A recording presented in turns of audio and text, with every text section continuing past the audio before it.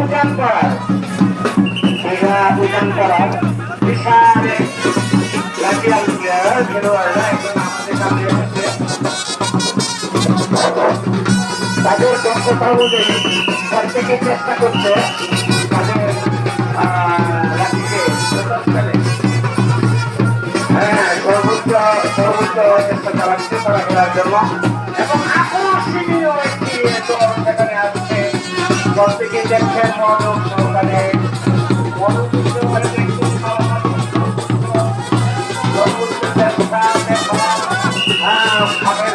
কাজে লাগাচ্ছে।